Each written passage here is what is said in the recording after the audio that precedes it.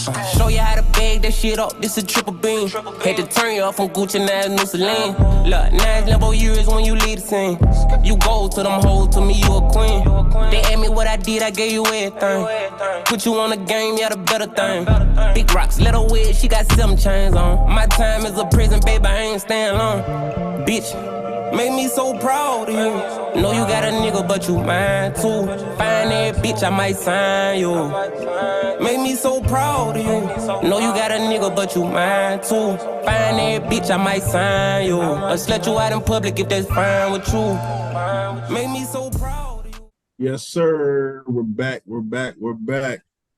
So, you know, it's another edition of Snapbacks and Fittedcaps. I got my peeps with me, man. Go ahead and kick this off. Got my boy Mad Mike to the right of me. See why I gotta be mad today? Why I gotta be all of that? Man, Look, you looking like angry man right now, brother. The tension is thick. That's all good. It's hotel living. It's hotel living. I'm still here. I'm still breathing. Ate some good wings today. I guess today we're supposed to talk about what we got on. Got me on the New Era World Series edition. Yes, sir. This the strawberry fuchsia St. Louis hat. So there we go with that. And I'm ready to go. I'm giving all the smoke today. All the energies. Jeez. That's what's up. I'm glad I did my Zen thing today because I ain't even worried about none of that. And to my bottom, I got my boy Dre with me. What up? Yo, what's good? It's your boy Dre out here in San Diego. Hat today, New Era, representing the Hudson Valley Renegades minor league baseball team. Okay. All right, that boy out there, he getting some exclusive hats. Yeah, like he don't even wear hats neither. He got it. I see where he going. All right, Dre. To my bottom left, I got my boy K from the West. What up? What up, man? Boy over here rocking the corduroy, kill the hype, LA Laker hat. You see me. I like that. You see me. I like that. To the left of me, I got my fellow A-Town partner. What's good, my niggas? It's your boy Keith in this bitch, Florida born and bred. Atlanta's where I lay my head. Got the vintage supersonic joint. I see. Break out. He got some furniture too. Fuck that nigga. Fuck that nigga. He not sitting on the floor no more. Niggas is petty, boy. I appreciate your encouragement. Hey, I like that though. I like the Sean Kemp Celtics Supersonics. Rain Man. Last but not least, man, you got your boy Out of This World, Triple M Money Making Mitch, repping the ATL New Era, something light. And we about to get into this, man. We're gonna talk about we got a couple of topics that we're gonna talk about. The first topic we're gonna talk about, with it being Mental Health Month, is what were some things that we did during COVID that helped us from not losing our sanity? Because that shit was very, very, very stressful, you know. I know my boy Mike already going through. He already kind of on lockdown, being at the hotel and shit. I know he kind of reliving it right now. So what kind of things were you doing? First of all, this ain't nothing like COVID, man. You trying to be funny, but look, man, I was doing some strange. Man, I don't want no great segue. I was doing some strange things, man. During pause. Bro, I was so mad. First of all, it's mental health awareness, and you see that these people ain't giving me no love, but it's all good. So, during that time, I just outside of work, I was still working. I did a lot of cooking. I did a lot of social media. I ain't even gonna lie, the Verses, I was on that. Shoot, I was even doing them little virtual club things, man. You know, them DJs popped up and they was playing them oldies, all of that, man. If you go back in the files of the social media for me and my family and my household, we was probably living the wrong way. But I mean, I did that then for a second, man. I did about 3-4 episodes of working out on camera. I ain't getting no followers, so I stopped doing that. I stopped working out. That was probably a smart move. I seen that pop up a couple times. White left. Really blank. Bro, you hold Zoom workout. It wasn't meant for you. It was wild, bro. It was PG-13. It was PG-13. I had the shirt off. You know, working out a little doing, bit. bro, on Zoom. Who was it banned for? What? Hey, I mean, I think I think it's dope. Hey, man, He was I trying was to find a doing- way to do a Yeah, I new ain't knocking outlet. it. You know, Say what? What kind of that's when workouts a you lot of doing? people got creative. Yeah, I was doing calisthenics. I think that's how you say that. I was doing you know, little 60-minute little workouts and talking them through it like I was Sean T. You know, I was trying to do that. Sometimes I focus on ab workouts, sometimes I focus on upper body. Yeah, I was getting it in. I was trying to So do what something, did man. what did work look like for you? Because you're in the military, right? Yeah. So work, So how did man. that work out for you? How work look like? Man, so that was when we were transitioning to using, a lot of people actually first starting to use Zoom and starting to use Teams and all of that. And that's when I was transitioning into that. And by virtue of being probably the youngest person at my building and at my organization, I fell in on pretty much managing all our Zoom rooms and all our Teams rooms. So what that looked like was, from the time I rolled out of bed, because I ain't never put on a uniform, but from the time I rolled out of bed to the time I like logged off, I was pretty much making sure everybody was able to log in the Zoom room, setting those up, doing the little breakout rooms and managing those. So I had 3 computers. I had my work computer, I had my desktop, and then I had my laptop sitting right beside each other. And I was doing that like all the time. It was so bad one time I even had to educate myself, because we were using Zoom exclusively at first, and then the security issues came out, and before Zoom Gov came out. And when we had to switch to Teams, I started asking somebody who had so-called worked for Microsoft, but they weren't really giving me no intel on how to actually do it. So I had to figure it out on myself. I had to figure it out by my lonely. Smile who that was. By my Y'all heard that snipes. by my lonely out here. By my lonely. Nah, but outside of that, what I had to make sure I didn't do was work all the time, because it was so easy. Because when you just chilling, you know, working, drinking you a little bit, having to get on meetings here and there, it was just like I started understanding like, man, I'm putting in a lot of hours. So probably about halfway into it, because we didn't really go back for like over a year, honestly. Halfway into it, I was like, yo, I got to cut that out. So I actually set myself a certain time period, and that's when I got real heavy into the workouts, heavy into the cooking shows, heavy into just me and my wife, just recording stuff for no reason. I mean, it was everything. I mean, social media, I think, really kept a lot of people, whether they want to admit it or not.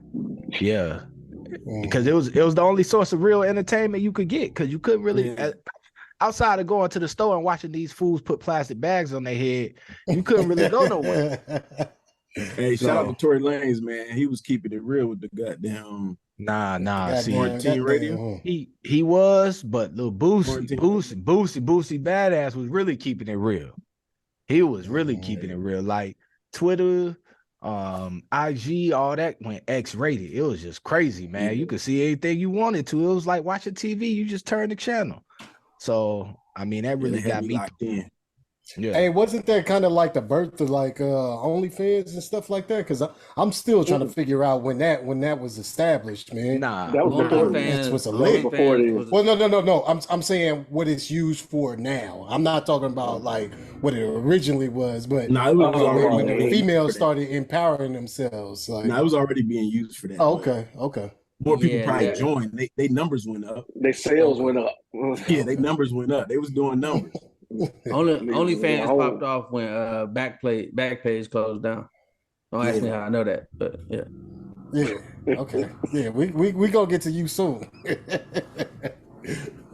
Nah, but that's it. Then the final thing I actually went into, and somebody reminded me of this the other day, that I actually started it pretty much during COVID times. I started writing a book. So it really started as me just writing out. It's funny because you asked me before, did I journal? And I said no, but inadvertently I did, because I just was writing out my actual life story, and it's flourished into about 60-something pages right now. I ain't ready to share it. I shared a little prequel with a select few people, but I got trust issues and I don't really even trust them people like that. So they'll get it when it come out. So you did it for yourself or you did it, Yeah. So trust issue. Nah, so I'm gonna release it. I'm talking about letting people read it while I'm creating it.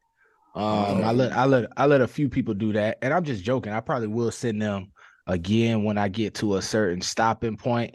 But it's just something always been on my bucket list anyway. And with it getting so quiet during COVID, I was really looking at my list of things that I wanted to do.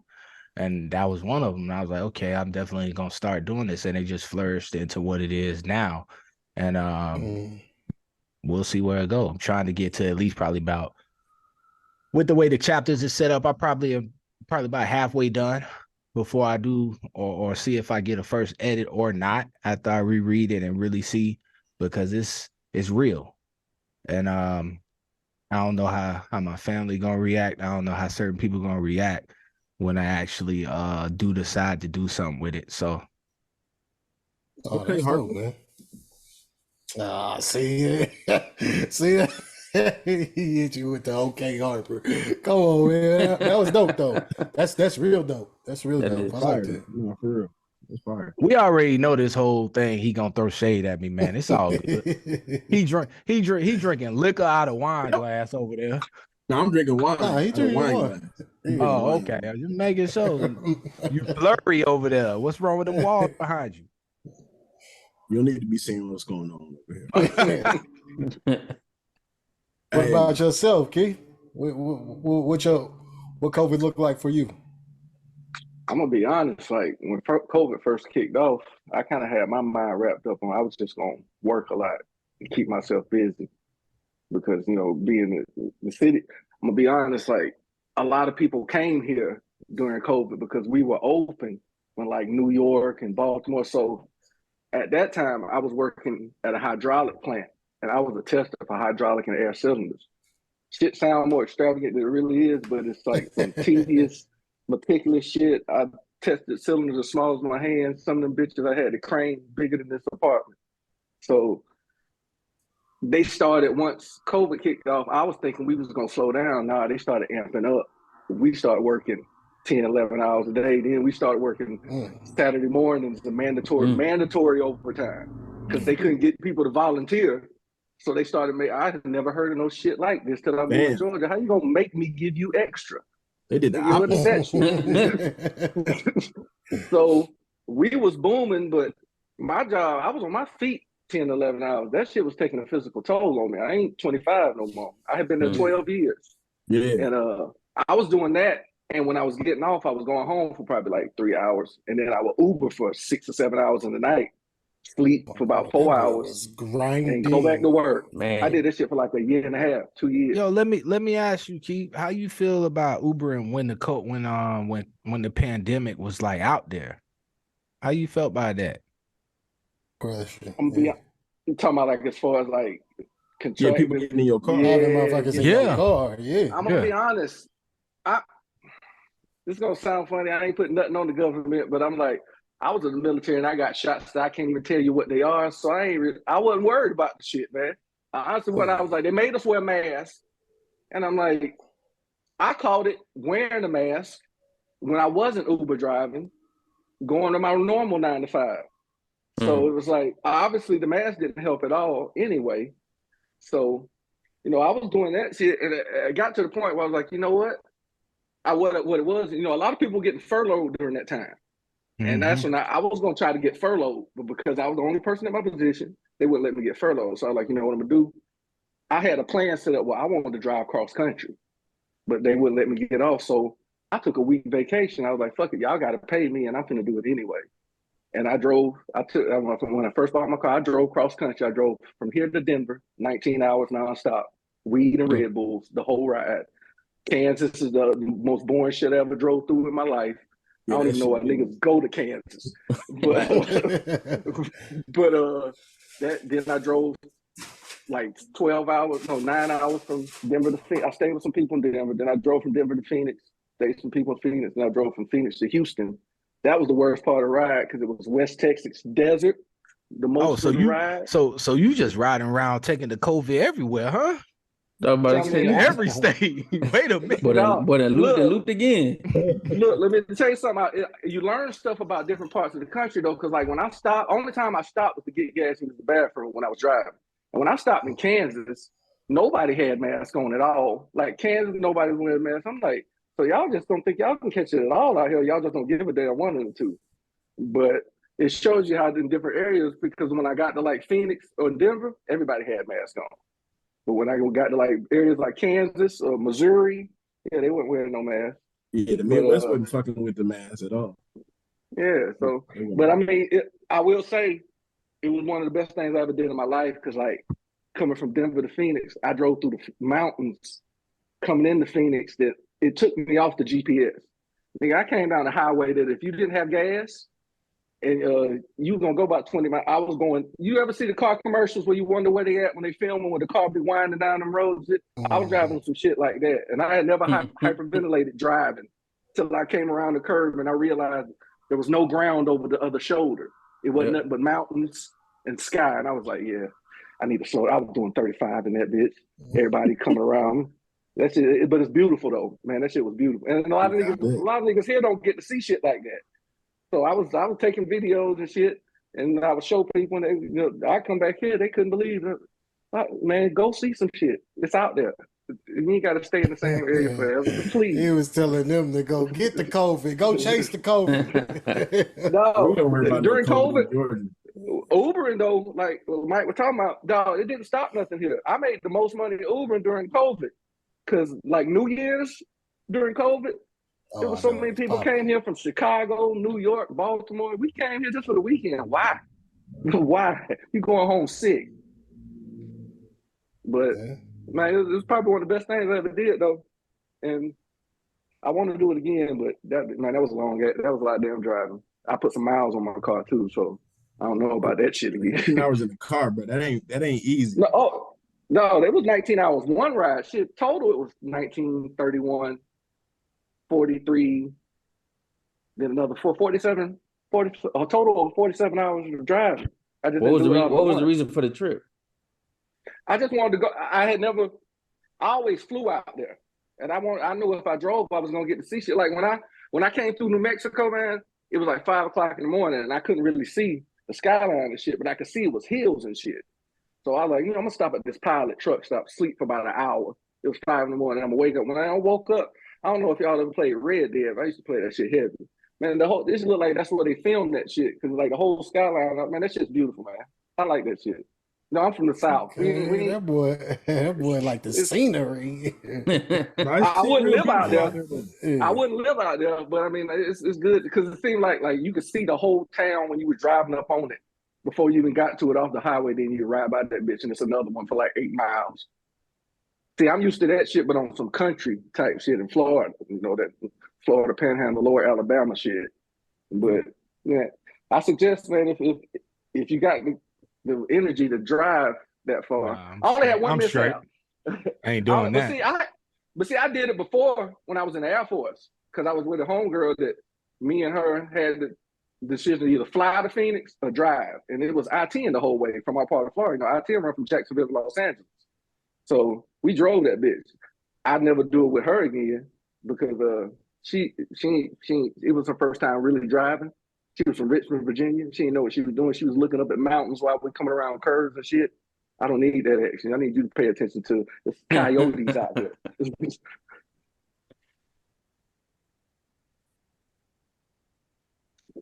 But yeah, man, that shit. All right, so you went. So COVID got you out here being Dora the Explorer, huh? Explorer, sound like it. By car, huh? Okay. I only had one mishap though. I had one mishap. I had to come through Border Patrol in New Mexico, in Texas. When I was coming through El Paso. Yeah, I had it was near Las Cruces, and I had 3 ounces on in a military backpack. Nigga got nervous. I started looking at where I was gonna run, and it wasn't nothing but desert. I was like, it looked like I'm about to go to prison out here, and ain't nobody gonna write me a visit. Well, we glad you made it, my boy. Hey, did you bring gloves with you when you was pumping gas and shit? Because that's what I did when I took my little road trip. I had gloves. I was scared Hell to touch no. pumps. Hell no. I wasn't I scared told of you COVID. he was just out there spreading it. Telling you. I was a free spirit, man. Boy, it's an understatement. Dre, how you get through the pandemic, Dre? Man, my pandemic was beautiful. I ain't gonna hold you, man. I think Why this you always shit gotta be was so man. extra, man? Yeah, Ain't nobody say ours beautiful. Ain't nobody say ours amazing. I mean, I'm just saying it was. So I think what the pandemic happened like at the end of 2019, beginning of 2020, right? I had just bought a house. December 6th was my closing date. December 6th, 2019. I had just got married officially. One thing that did set was I was supposed to get married in Turks and Caicos. I have the actual ceremony. Yeah, what happened to that trip, my boy? COVID. You supposed to push it back. I did push it back, and then we pushed it back again, and we were like, "Nah, we're gonna hold that money." I got you. But yeah, we was I was living in Colorado at the time.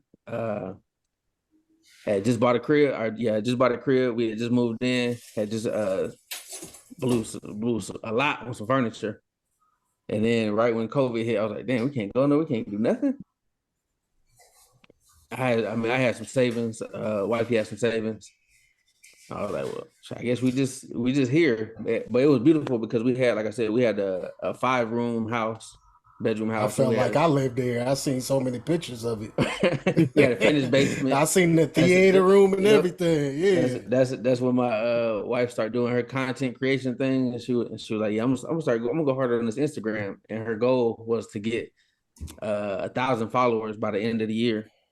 But this is COVID. I think she said that January 1st, and then by the end of January, she was at like 25,000, 30,000 followers.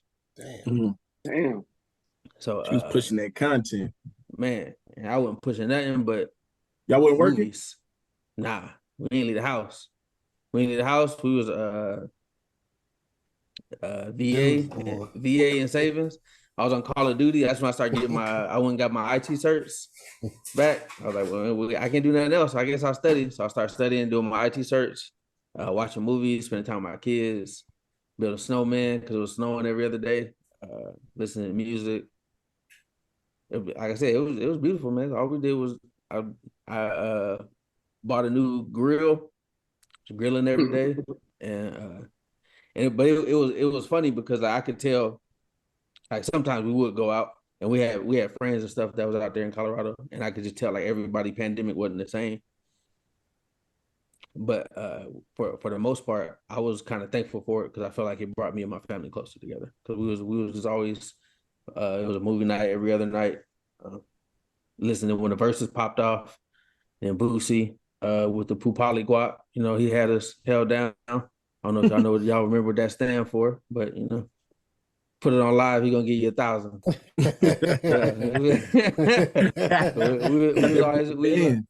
We was always tuned into that. We was always tuned into Tory Lanez. He held us down.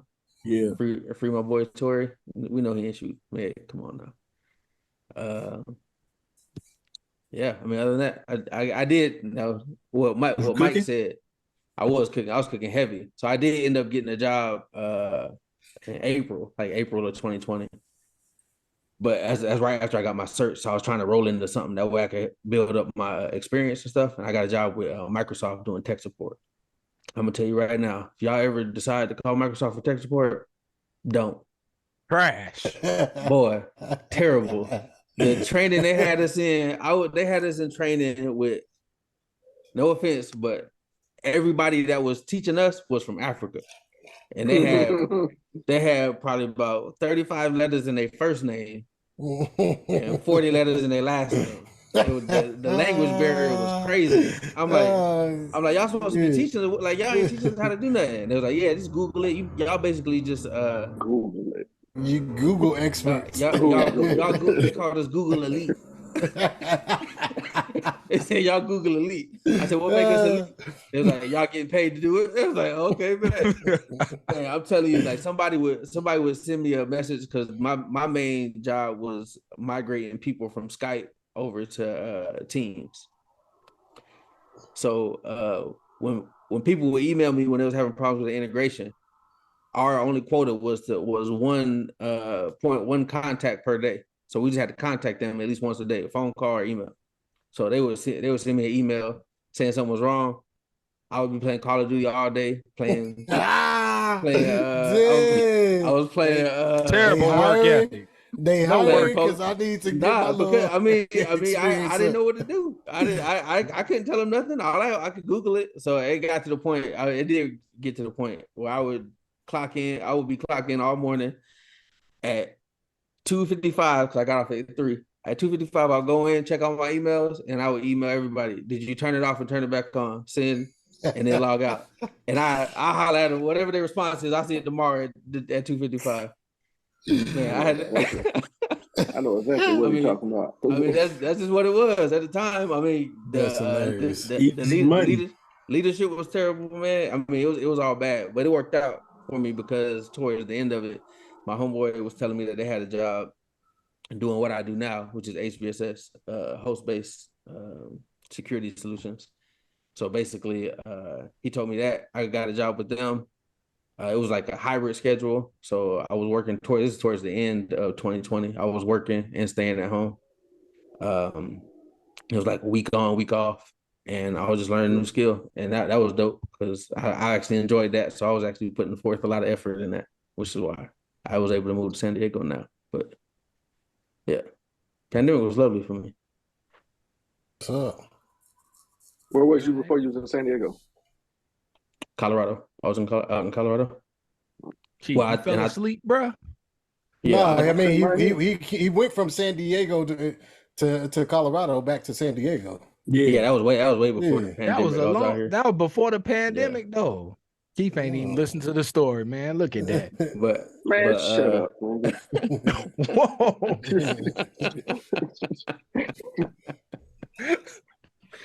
Whoa. Yeah, we name calling. All right, whatever. So what about you, Mitch? How was your experience? Because you was in ATL too, huh? Yeah, my experience was unique, man. I had a journey. So when it first started, my car had broke down. So this is like around like April, like beginning of April. So I didn't even have a car really. So I was like at the crib watching The Wire. I went back and started watching The Wire again. I'm like, yo, this shit is a certified classic. And then I was just getting right. Like my sister would pick me up and we would go to like the grocery store and that'd be like my thing. Like I'd be in there just looking, everybody in the motherfucker with masks on. We just looking and shit, looking at each other, trying to see what we could see. It shit was like the club for a minute, like going to the grocery store was really lit.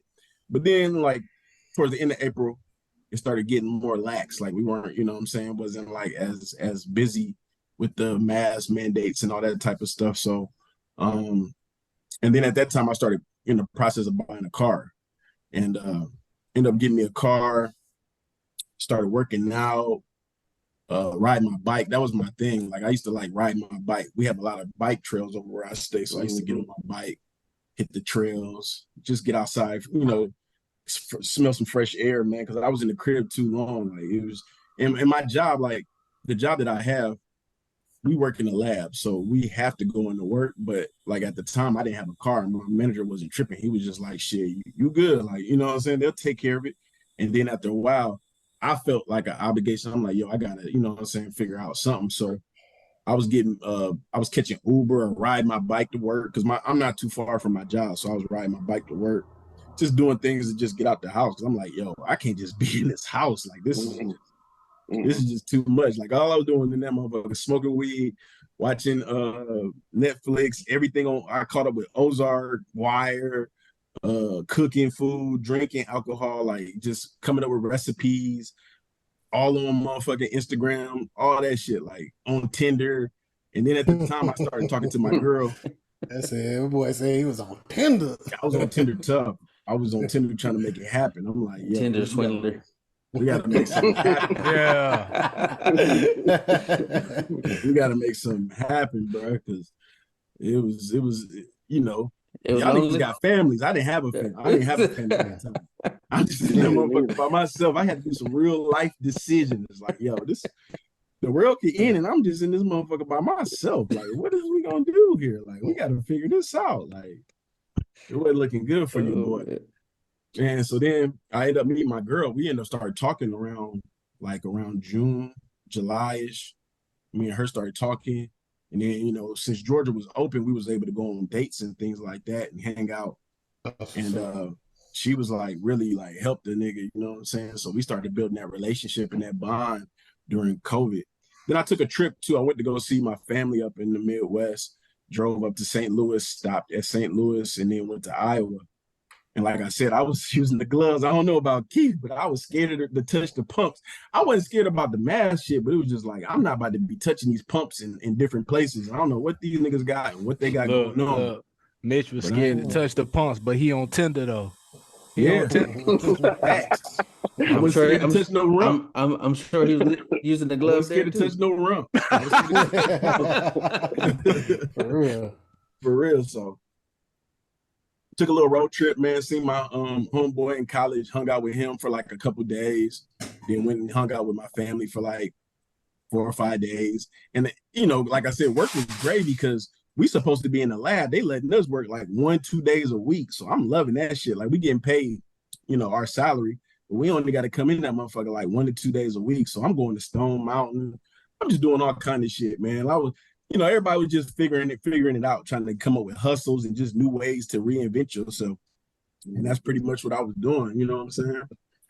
A lot of that shit just kept me sane was like, the fact that I met my girl and the fact that she helped, build that relationship with me and that stability, man. Cause like I was like, yo, I ain't about to pass away and they had no legacy, bro. That shit made me think hard and long.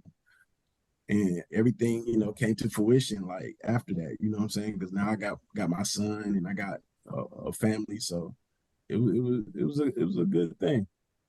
All right. He didn't got a family out of COVID. That's what I'm talking about. Mitch, remember right before COVID kicked off, that's when I first met you at the Griselda show. Remember he caught COVID right after that. We went to the concert. That was like in March, wasn't it? February. It was in February of 2020. Early, yeah. He was in that motherfucker twisted. What about you, KP? How was your COVID experience?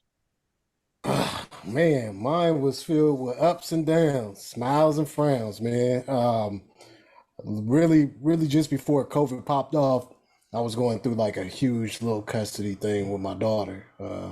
It got real messy, and part of the negotiation was for me to be flying all the way out to Oregon to see my daughter for a set amount of time before she was able to come out here to California.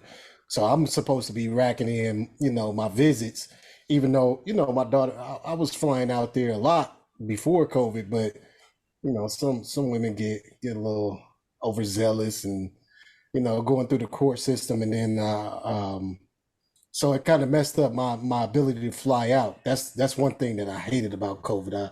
I wasn't able to fly out the way that I was accustomed to doing. My girl now, she's actually a nurse. So it was, I seen COVID through a different lens, you know what I'm saying? Like my girl's a nurse. So I was hearing about all the deaths. I was seeing the type of time that they were spending. And it was real crazy for me because, I remember when the Army was out here giving anthrax shots, and then coming to find out that shit didn't matter for nothing. And during this time, I'm on a reserve component, on the reserve side of the military, and they're like, okay, well, it's mandatory for everybody. And so we were in a position where, black folks like, I ain't sticking myself with no damn needle. I don't know what the fuck you putting in me, So, you're dealing with two sets of families that like, two sets of crews that's like, all right, nah, I don't believe in that. The government is injecting us with whatever. And then you got the other set that's like, my girl that's actually seeing people die over this stuff. And, so just trying to battle with trying to decide if because a lot of that stuff you didn't know what was going to happen.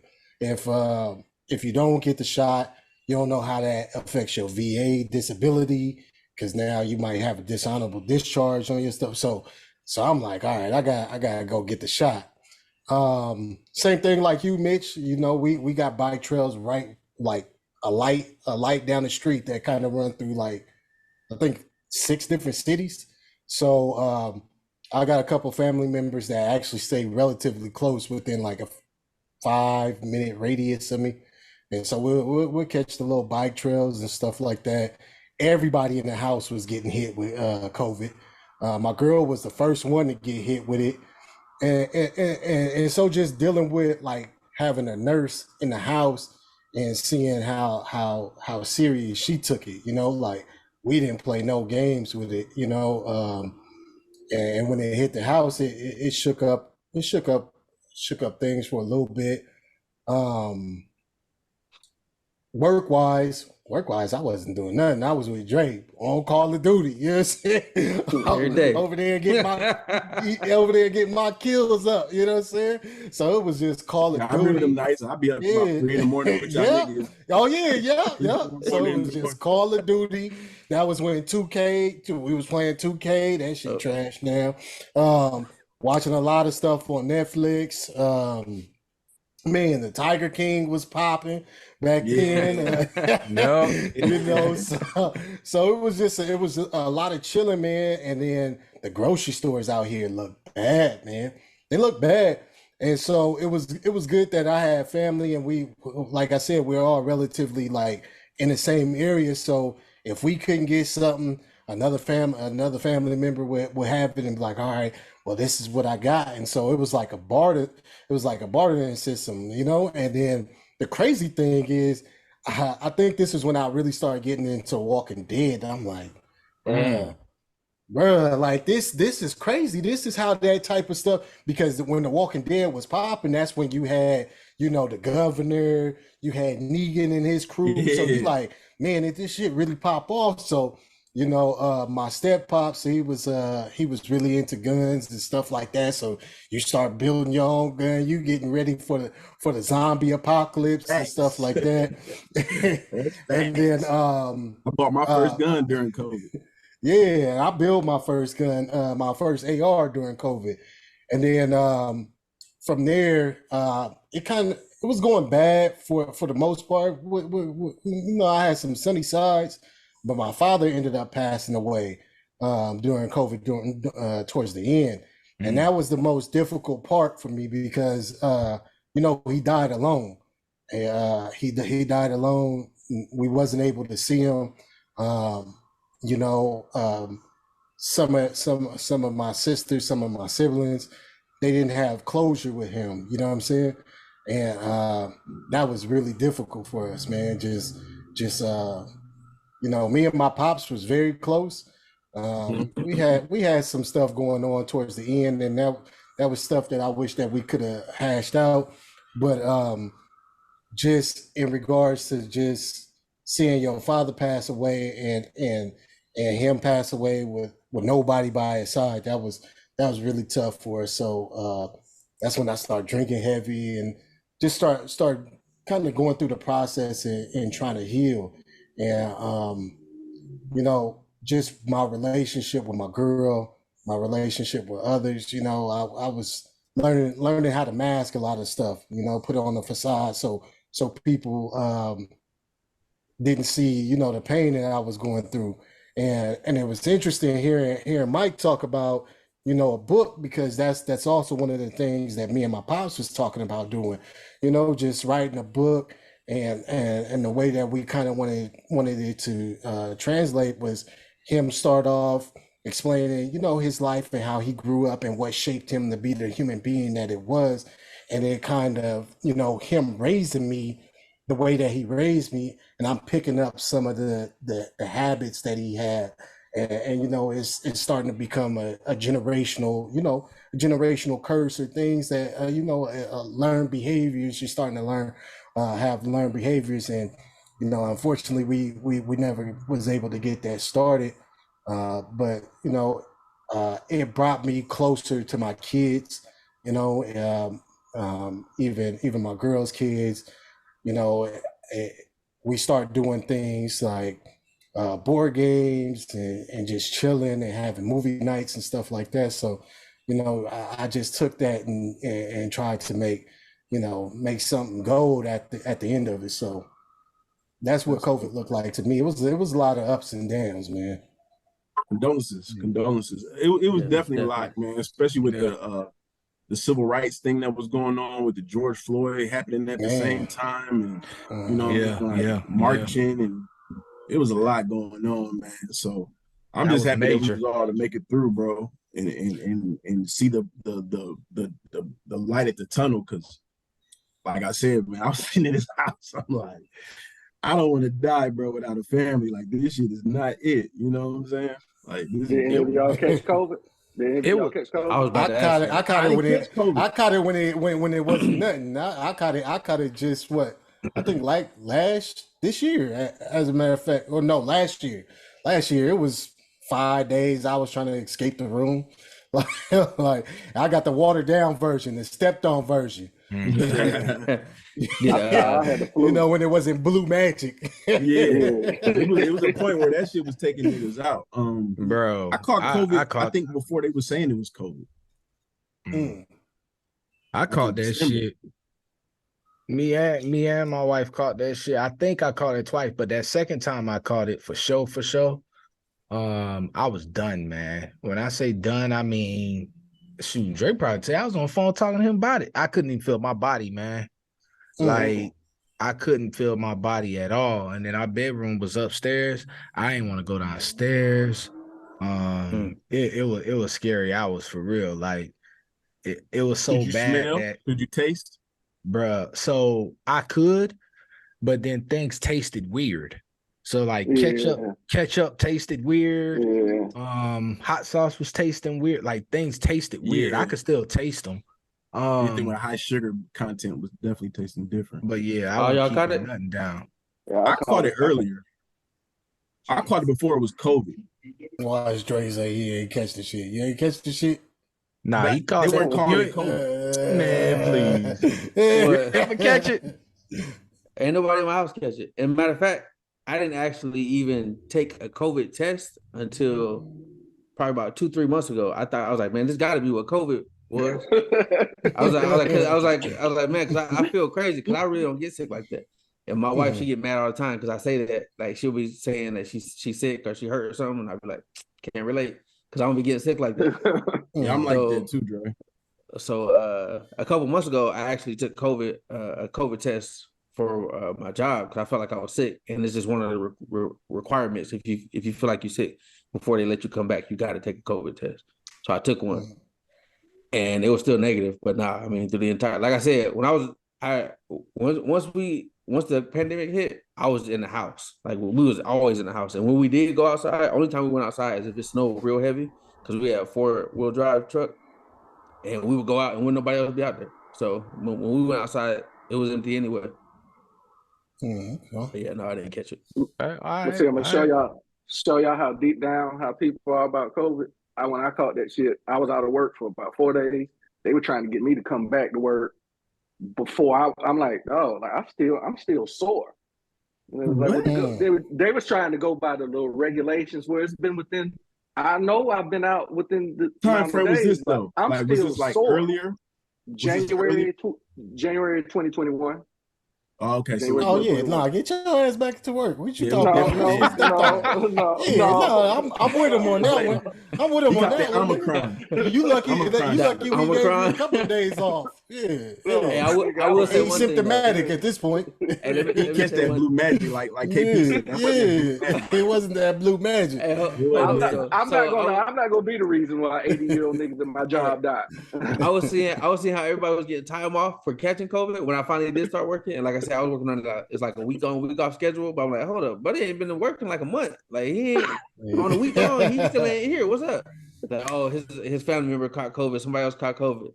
Oh, niggas was burning that shit up. I was like, oh yeah, I think my son, he coughing heavy. We need to take some tests, man. I had my homeboy send me some tests, some positive tests. Send screenshots. Yo, Niggas was burning that shit up, bro. I had a dude I worked with, bro. He was burning that shit up. He was pissing me off to the fact that I was like really mad at this man for burning it up. Like, yo, bro, you making it harder for everybody else. Like, bring your ass to work. Like, you saying you got COVID, but you going on vacations and shit. Like, yeah, they was doing that. They was doing that. I was not feeling that. It was smart, man. Think about it. It really was smart. It was like a 2-year kind of period where what they gonna say to you? Like, that's really the time for you to maximize yourself, your time with your family, getting certificates, doing school. Hey, if you ain't take advantage of it, you crazy. When you think about it. Everybody had a whole vaccinated? Yeah, I did. What did you say? Everybody got vaccinated. Yeah, I ended up getting vaccinated at the end because my son, like after 2001, my girl ended up getting pregnant and we had my son and she could. Yeah, 2001. I was about to say 2021. 2021. No, 2021. Yeah, I didn't get vaccinated until 2022 though. Okay. But I'm saying, like, when my girl got pregnant in 2021, I was still bucking, and she worked for the CDC, and I was like, I'm not doing that shit, bro. I'm a conspiracy theorist. I'm like, I'm not taking that shit because, like I said before COVID came, I had caught this shit, but they weren't calling it COVID. I was sick for like a week or so, and I'm wondering, like, why am I feeling like this, yo? Like, I'm just at the crib on vacation. I had took off some time of vacation, like towards the end of the year, and I just got sick as hell. I'm like, why am I feeling like this?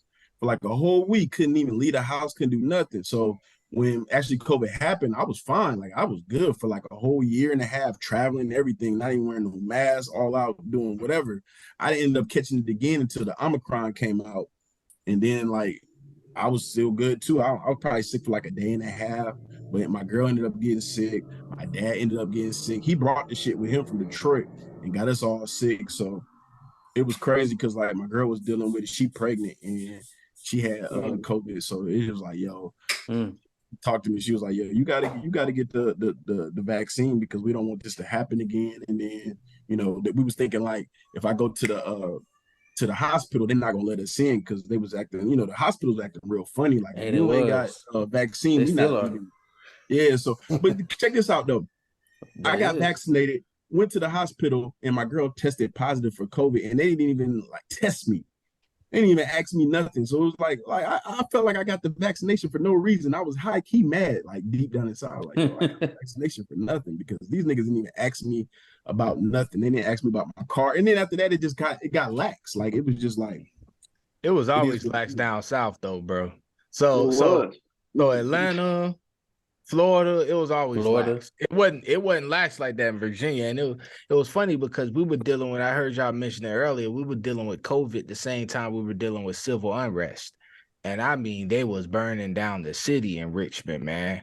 I mean, it was funny because it was a beautiful thing when you actually look back at it, because I was taking my daughter out there to see it, because I don't know if y'all know, but it's this one street, well, not anymore, but it was this one street in Richmond in the center of downtown that has the most Confederate general or Confederate monuments in the country. And it just became a center of unrest, that street. And you had the Proud Boys out there, you had Black Lives Matter out there, you had, I'm not even gonna name the other groups, but you had it was a lot going on. You had all of them out there, man. And I mean, from sun up to sundown, everybody was out there. And then the culminating event that happened, and I'm glad I got the chance to take my daughter to go see it, is when they actually removed the Robert E. Lee statue. And I don't know if y'all understand, but in Richmond, Virginia, that's like the Statue of Liberty to them. They removed it and put it in the museum, which is a good thing. I think they should preserve it, because we should never just get rid of it, because then they just erasing history.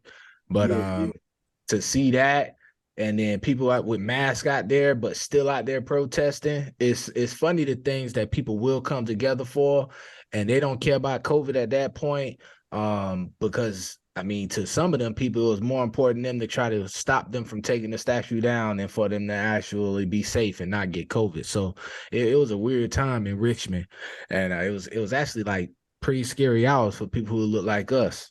Be honest with you. So So it sounds like family really like held us down during COVID.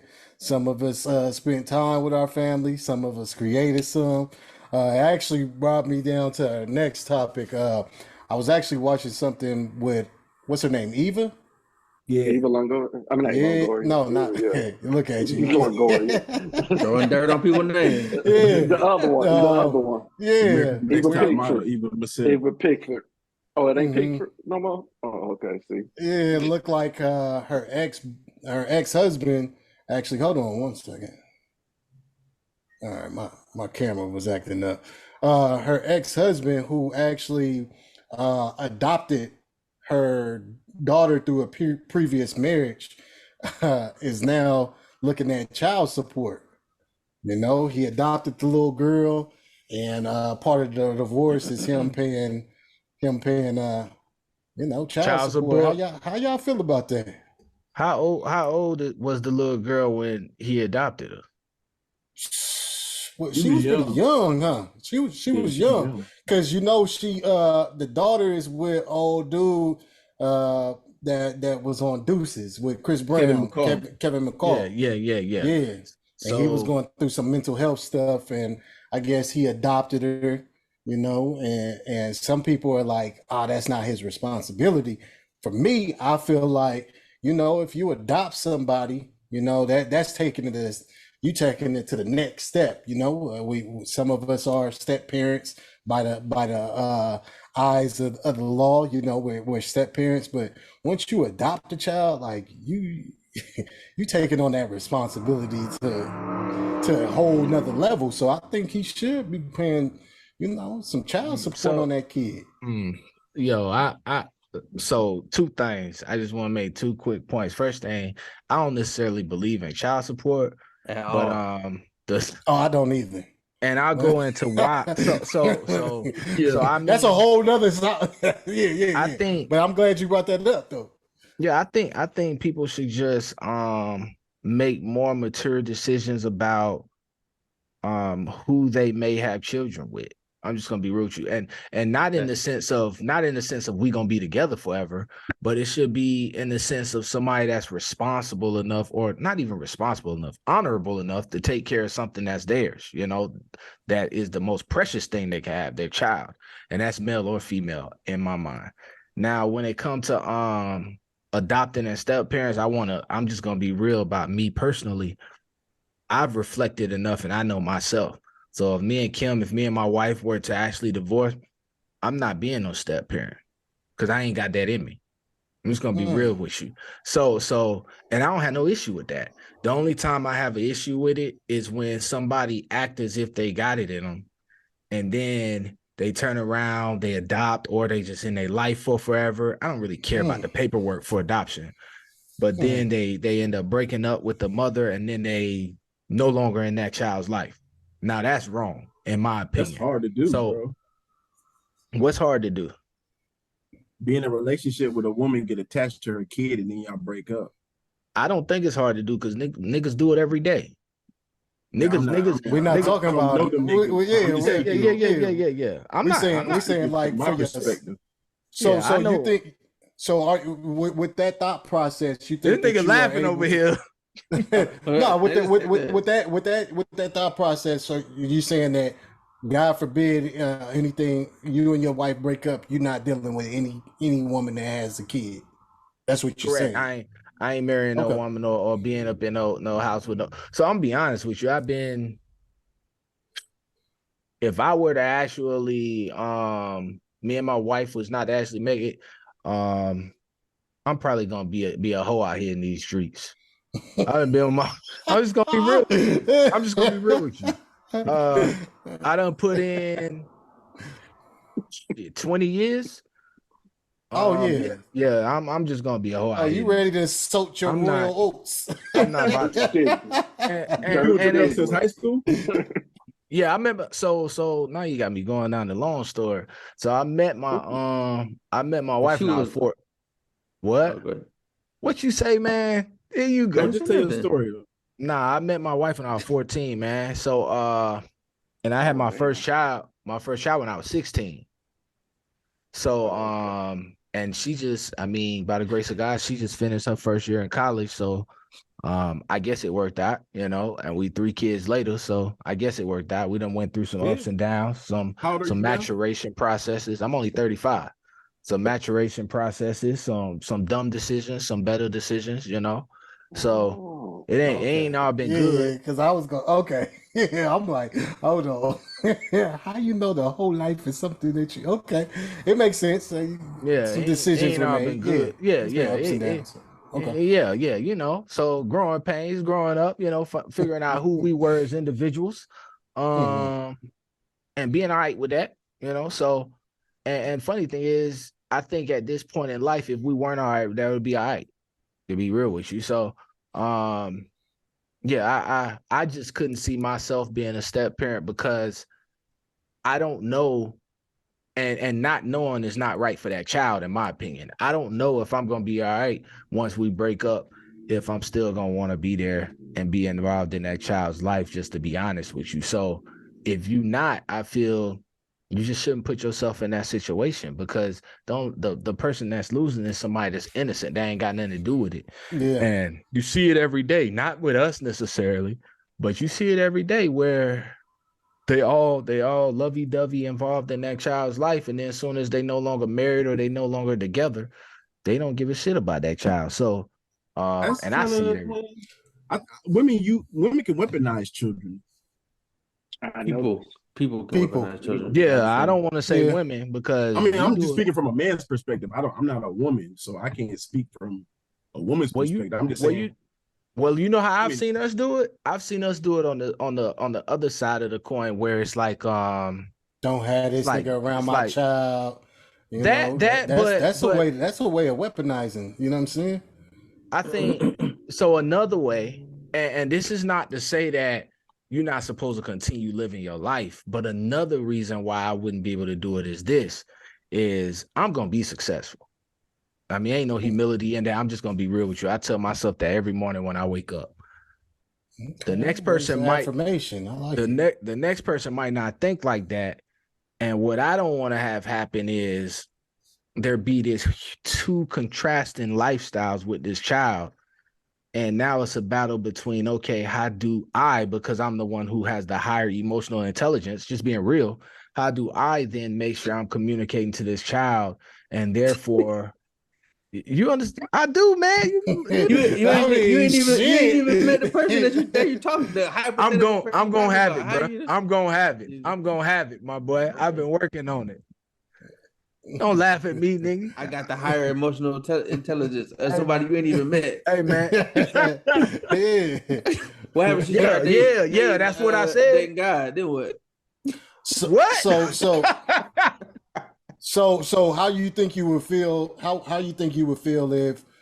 And again, we just throwing out scenarios. So you and your wife do divorce. How do you feel if she had, you know, she not like you? She don't have that same mindset. She okay with bringing another nigga around your kid. She okay with, you know, playing stepmoms and stuff like that. How you think that's gonna make you feel? How you think you're gonna navigate through that? Well, it ain't gonna make me shit. I mean, I don't really. So I wouldn't care. I'm just well. I mean, I'm just being real. I mean, that's on her. If we done made the decision, well, we're not gonna be together. The only thing that I will make sure of, you said that's cap? Yeah, I feel like that's cap. We ain't been with nobody for 20 years not feeling shit, nigga. Come on, bro. That's not what he asking. So once we get past the stage of we've broken up, is that what we talking about, right? We talking about she moving on with her life, I'm moving on with my life. We're not talking about if it's not gonna be no emotions with us breaking up. It is gonna be that. So that would be cap if I'd be like, I don't care. Because even beyond that, though. Even beyond that. What, by her moving on with somebody else? Yeah. Nah, bro, I wouldn't. Because I don't want her to be worrying about what I'm doing. So like even with it's kind of weird, because I really wish y'all could kind of like meet my wife, because even the way it is, like we don't. Well, Dre, you know it, right? We don't. I don't really ask her to do shit. He laughing, but it's true. I don't really ask her to do shit. You know, Dre, is this cap or is he telling the truth? Well, I ain't gonna say it's cap. because I mean they are very, I would say, I feel like they're both emotionally intelligent, but they also assholes. So Oh yeah. they'll put on the front that they don't care just to make sure that the other person feel like in the beginning, yeah. You're right. So, that's why I said that's cat. Big asshole. So no, but I don't think we would care once we got past that point of you because you're still that breaking point. Okay, are we really on the cusp of you actually going your way? I'm going my way. Once we get to that, I don't think it's no issue. But I mean, it's life too. So with my children, I don't have no babies, first off. So I wouldn't be in the position to where they don't know who I am. My youngest is 10, about to be 11. So it's a different scenario than that. So if somebody else is there, I don't even have to, which I still would want to. I don't even have to have the relationship with that person to find out what's going on. Your youngest a girl or a boy? Boy. That's a great point. Those are the things you got to consider too, man. Girls and boys, and yeah. Going through that puberty stage, he gonna really need you. You know what I'm saying? So if you was to leave the house at this time in life, like that 14 to 12, 15 13, stage, 14. that's when a son really need his father. But what y'all talking like, because we breaking up, I ain't about to be no father. Like, wait a minute. I ain't saying like that. I ain't saying like that. Wait a minute. I ain't saying like that. I'm gonna be completely honest with you. I'm gonna be completely honest with you. Somebody else might step in.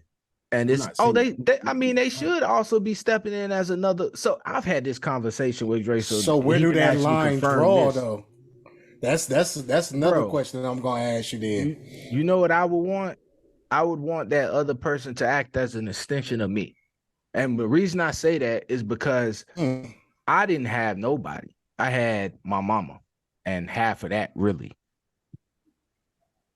If a person can actually put aside their ego and really look at a situation where step parents involved, that child getting more than what my kid's getting, and I'm in the house with my wife. They get in two sets of values, two sets of beliefs, two sets of support, all of that, as long as people actually mature about it and work together. Village. But it's not, and I'm speaking from a unique perspective as well, because my father was very much in my life. However, my mom dipped out when my pops got a little abusive, so my stepfather was involved in my life at an early age too, and because the adult is okay, and this is what I'm saying as far as a male is concerned. That's why it was a good thing that Mitch even brought it up, because sometimes you just being a male and having that other figure, I don't care about how adult like you are in handling the situation. You're not going to talk to me. I'm not expecting no corrective training. No, don't talk to me like you my father. And so you're dealing with as a step parent, rebellious. Yeah. So you could be that as an adult. Like, okay, look, I'm being I'm representing as a different entity of your father. I'm not trying to replace him. I'm just trying to give you guidance and everything like that. But then as a young man growing up, especially at a certain age, you start being a little, you start challenging shit, and for my step pops, it's like, oh, don't tell me shit. Like, you're not my pops. Like, my dad is around. Like, I ain't trying to hear shit that you having to say. And so it was a very combative relationship all the way up until I became an adult, and so can I ask you a question real quick, KP? Go ahead. Yeah. Do you think if your dad would have gave the blessings of your stepfather, do you think that would have maybe helped it, or you think great? And so, man, you that boy working. And so that's what I was saying. I weaponized that because I knew the way that my dad, when I was leaving my dad's house, we lived in a cul-de-sac in West Covina. And so as we're leaving, like, mind you, I don't know what's going on. My first time meeting this man was, you know, him taking me from my home, my father's home. So we're leaving the cul-de-sac and my dad's driving. And I see my dad looking in the car like, what the fuck? Like, we don't know. Me and him are oblivious to me even leaving the house. And so there was tension for a while between my father and my stepfather, and I knew that. So I knew, like, nigga, like, you ain't gonna do, you know. And Drayton met my step pops. You know, he's a cool cat, but you know, I used that and I weaponized it. Like, don't talk to me crazy. Like, don't offer me no punishment.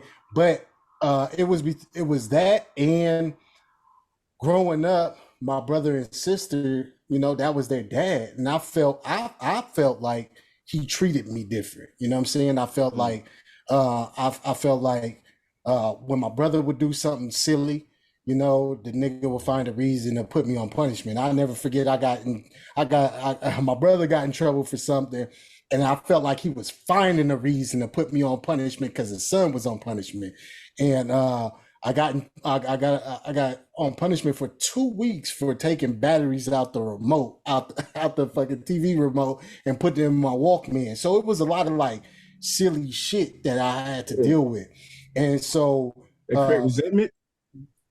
It did for a little bit, but I got older. As I got older, I got wiser, you know, and I started to respect adults. I started to respect my mom. I respected my step pops, but that molded how I am in this position with my girl. You know, my girl has an older son, and so her son is now 18, and my stepdaughter is about to be 16. But I met them like 5 years ago, and I never wanted to put him in a position where he felt like he didn't want to fuck with me. Like, you know, like, you're not my pops, and y'all know some of the story between me and this pops. The little nigga, wow. Yeah, yeah. But you know, I had entered the relationship knowing like, okay, this is a young boy, and I remember when I was his age, and I you know, so I try to guide my girl on how to handle certain situations and things like that.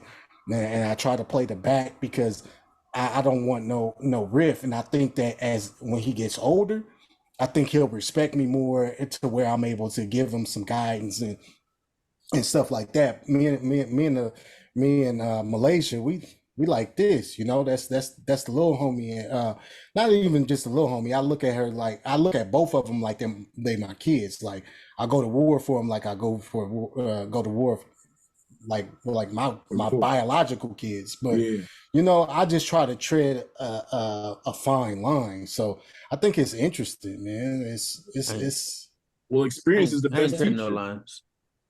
Go ahead. Oh yeah, I know you fresh off an ass whooping. Yeah, I ain't treading no lines. I mean, I love my kid, like I said. So I have 3 kids. My oldest is my biological, and my youngest 2 are my stepchildren. But I got 3 kids. Period. And if some shit go down, I'm gonna be involved with all 3 of them. Period. You know what I mean? Like, I'm a step parent, and my son also has a stepfather. I understand what you're saying, KP, and I feel what you're saying, but I feel like what Mitch said leads a lot to that point, because my son tried to weaponize that shit too initially in the beginning with his stepdad, and I had to let him know, nah, bro, I already had to talk with your stepdad. So I got that part. So that's what I haven't had. So if something get crazy, then come holler at me. But as far as you concerned, he is an extension of me. If he tell you to move left or move right, well, I already checked that, and he got your best interest at heart. So that's how I move right. And that's what Mike was saying. Like, you got to have that, and that's what I'm saying. There's a lot of factors that come in that, because if you don't have an adult, you know, the biological mom, the biological father is not adult enough to have these types of conversations where it's like, hey, this person is an extension of me. You know, you dealing with a whole different dynamic. So it's good that you on both ends, I'm assuming, with your child, and how's the relationship with your two youngest? How?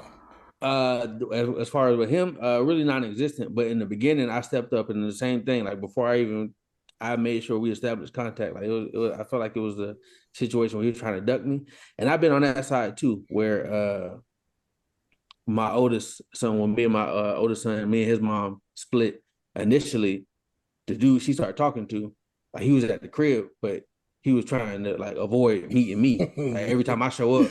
Oh, that nigga had to take a shower. Yeah, he in the shower, he sleep. So and you know, but to a certain extent, I let that go because it's nothing between me and her. We cool, but I don't want her, and I ain't trying to run her life or intimidate her or intimidate nobody she with. But if you're gonna be around my kids, then we need to have a relationship. We need to talk. Definitely. If something happened, I need to be able to either pick you out of lineup or pick you out or wherever you at, so I can go holler at you. So it was one of those situations. I showed up 2-3 times. He was asleep or in the shower both times. So the third time I was just like, hey, I had nobody in the back doing whatever you're doing. Let him know next time I come, I'm gonna be wherever he at. So if he in the shower, we gonna both be in the shower, and we gonna have a situation. I don't care about ain't no pause. Ain't no pause. No, you go. He mean that. He mean that. He ain't pause. No, he mean that. Hey, he paused. No. Pause, boy. If he paused that, he meant that one right there. If that nigga Pimp C, I gotta in the smell your room, cologne, nigga. Yeah, facts. Because I need you to look me in my eye and let you know, like, yeah, this one mine. And that's the same way I did with my two youngest sons. They biological father. Hey man, we need to have a conversation because if something go left, I'm the one you need to come talk to if they over here. And if something go left, I need to be able to find you in case something happened, and you need to be informed. So it ain't on no intimidation type stuff, but you got young people's lives in the balance, man. It's bigger than who messing with who or who. Did you adopt your two youngest? My two youngest, no. They're I did approach him about that, but I mean, some people I don't understand it. Like you choose to, it's like an ego thing, like a pride thing. Like you want to have the title, but you don't want to do none of the work. It don't make sense to me. So what possessed you to like what? Like that's the next step. What in your head said, hey, I want to adopt them? Like what's different from what you're doing now and adopting? Because this is going to go back to. Because I'm pops. At the end of the day, only thing like he's not. There's nothing being done that's not me. Like if something is being provided, I'm the one providing it in any way, shape, or form. So how would you feel if your oldest son, his step pops was like, I want to adopt him? But that's different because I'm involved. Like I said, 100%, and it's like it's not a like I'm flying out. So it's a you talking about just involvement, like if it was like talk to him once in a while or whenever, more than no times a year, then I wouldn't even have approached it. You know what I'm saying? Because it's like that certain level of respect. That makes sense. So how would you yeah, absolutely. So how would you feel like so now that we established that and how you are with your kid, your oldest son, you still around. Now let's say you and Porsche do y'all break up, but you've adopted the two kids. Don't you feel like you still are obligated to those two kids, or do you feel like, hey, now you on your own?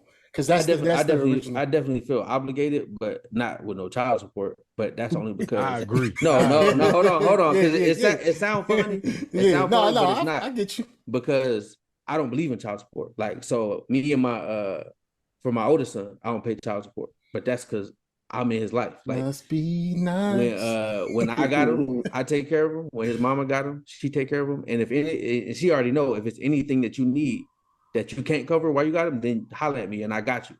But I let her know from jump, I'm not finna pay you to be my son's mama. And if you can't take care of him, cool, give him to me and I'll take care of him. But I he's not a paycheck. And I agree. It's not going to be on no time like that. And for me, it's just a principle thing. I mean, I'm gonna keep it 100%. If it came down to it, and it was like you got to pay child support, and I told her from jump, you're gonna get more out of me with me not paying child support than me paying child support. And I'm sure if you was able to talk to her today, she would. Cause I just got on the phone with her like 30 minutes ago, actually. She would tell you that was the case, because had they put me on child support, I wouldn't be a citizen of the United States. I'd have just bounced. Because and like to my core, I'm not like, if I'm here every day, if you could call me, if I talk to my son, like I just talked to my son this morning, if I'm paying for everything he's doing, if I'm flying him out here and I'm instilling value and talking to him, and that ain't enough, and I got to give you a portion of my paycheck. So devil's advocate though, Dre, how often do you have your son? How often do you have the oldest? So we split when he was 5 years old.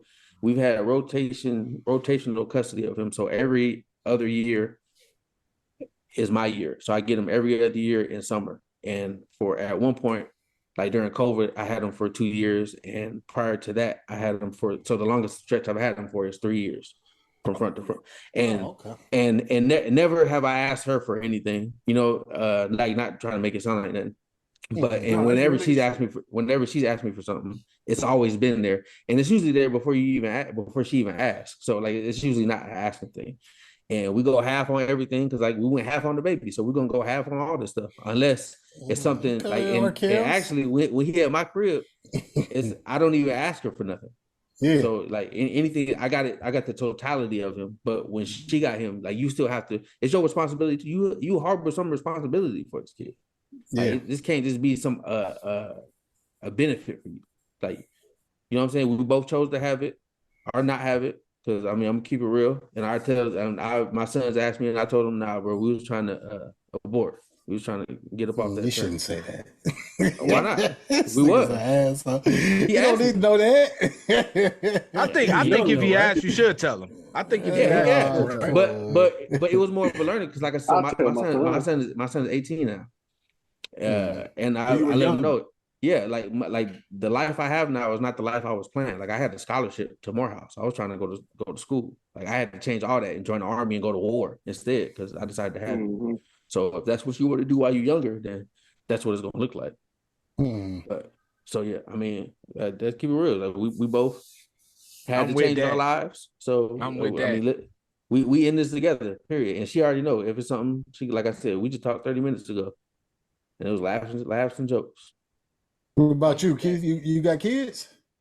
I got a 4-year-old. My situation was, I mean, listening to all y'all said like a piece of like shit I'm going through. So like I didn't meet my child till a month before he turned 3, and it was withheld from me. So it's like the step parent thing. I've never growing up, nobody like in my area back home had both parents. So like I never saw step parents. I never even saw couples for the most part. Like my mom never kept a dude because she said she never wanted to just have random niggas around us. So my mom stayed single just to not have men like around us. So it's like I'm about like Mike when he said like I don't even like really dealing with other people's kids. So I know like I mean it's not trying to sound bad.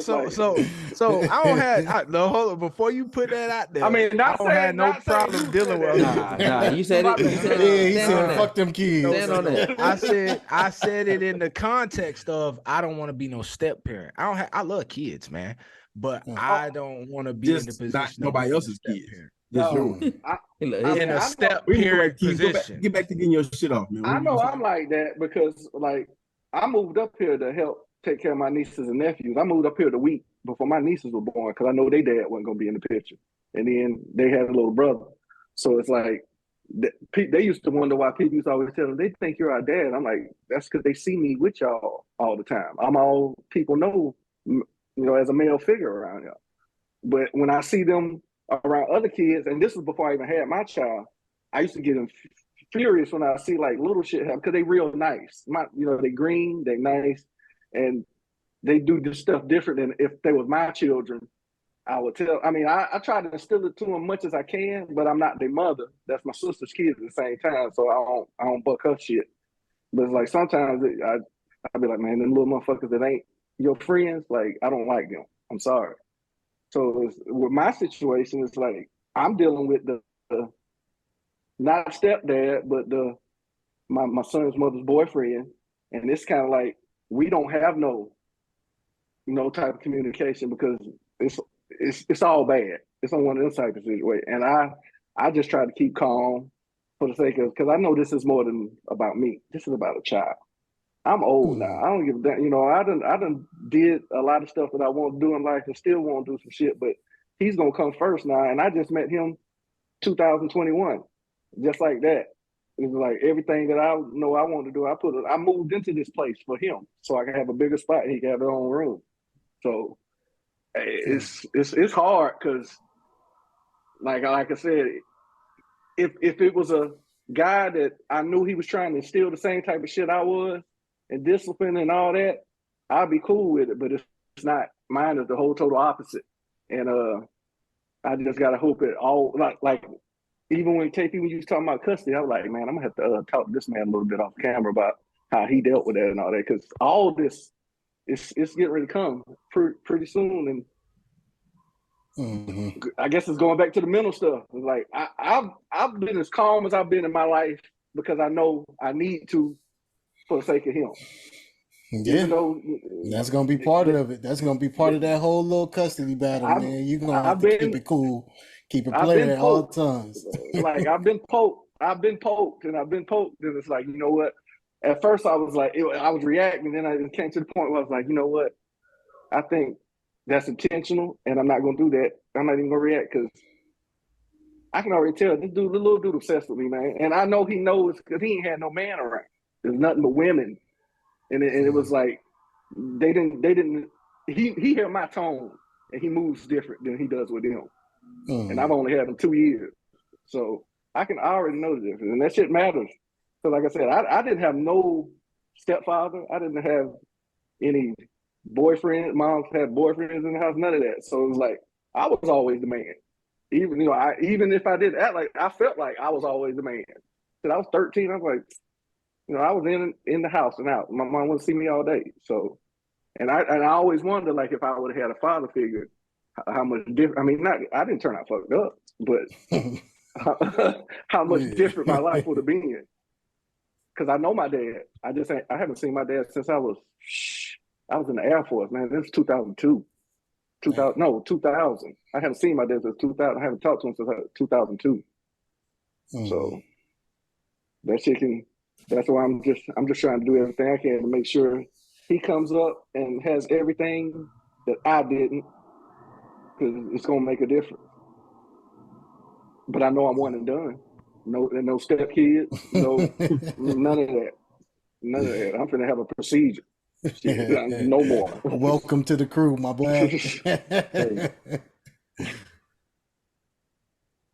With that situation, man, so to answer that question, as far as the Eva situation, I look at that a little bit differently because I watched the Real Housewife, and I feel like she pressured that man into adopting her daughter. And I feel like for her to kind of like pressure him into that situation and him doing it as a good faith gesture, and then her turning around and hitting him with the child support, I just don't like that whole, like, how that scenario played out. Now, when we talk about outside of that, when we just talking about the facts and this and that, when you get attached to a kid and you take on that responsibility, you saying that you are adopting this kid and you want that kid to share your last name, then you should hold the brunt of paying that child support when it comes down to it, if that's what happens, even though they have a biological father. Because you took that responsibility. The kid is wearing your last name. So I look at it from like two different perspectives, you know what I'm saying? With the perspective of the Eva situation, I'm not really in full agreement because I feel like she pressured that man into doing that. And now she's on some, I want a divorce and I'm trying to hit him with the child support thing. It's like she want to be kept, you know what I mean? And I'm not really vibing with that. But just on a general basis of, hey, I want this kid to be my stepson, and I want to, you know, give them my last name, and I'm already taking full care and responsibility. You got to stick with that. You know what I'm saying? Because now you made that decision. That was an outright decision. So I feel like you got to stick with that. That's just how I feel from that, you know, from that standpoint.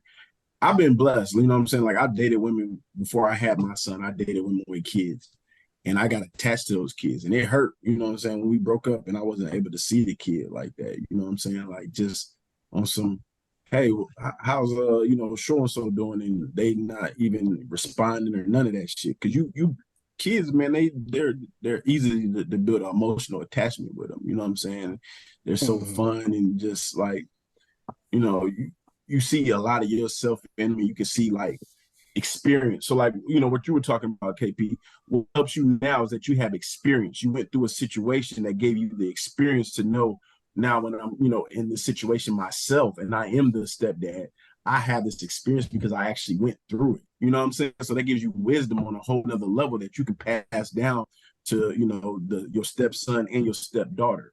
You know what I mean? And that's all being a parent is just passing down your experience and your wisdom to your kids. You know what I'm saying? And trying to set them up for the future, because, you know what I'm saying, we all go through shit in life, and we just got to learn through that shit and learn through the mistakes, but just give them the right tools so that they can be better than us. And that's all we hope for. You know what I mean? That's all you're hoping for at the end of the day, is that they're going to be better than us in some form or fashion.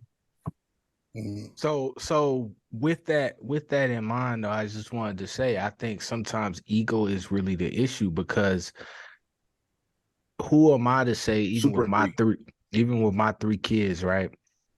My two, really, because my other one's grown now. But if me and Kim aren't to be together, who am I to say that the man she get with is not the person they gonna get the major influence from that is gonna spark certain things in their life? And if I hold on to the fact that me as their parent is the only person that needs to influence them, then I cut them off from the ability to have other people around them that can serve as that mentor and that might be better suited to do so. So when you have those opportunities, I think, because like what Keith was saying, like, so my mom did remarry, but both my dad and my stepdad are gone. They done passed away.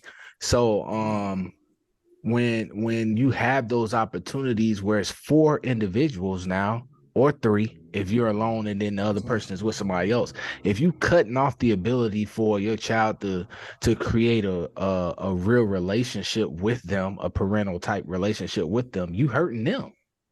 To be honest with you, unless there's a good reason for you to do it, you hurting them. You hurting their development. You hurting their ability to actually do better than have better than I had, or any of us, really, from what I'm hearing. So why would you want to do that, is all I'm saying. Yeah. Now you hit the nail on the head to me. Like, everybody is saying little bits and pieces, but what I get from it is like not letting your ego get in the way of either building a relationship with the other step parent, you know what I'm saying, or letting your ego get in the way of, you know what I'm saying, allowing your child to be parented by somebody else. Because like, ego is a mug, man. You know what I'm saying? I think we all, as men, we all have egos, but you have to sometimes step outside of that ego and think about what's best for your seed and what's best for you know, all right? everybody. Hold on, I'm sorry. You all right? I mean, Wait. We gotta check on him, man. You okay? Who we got? I just had a quick cough, man. I just had a quick cough. Yeah, I ain't never seen nothing like that.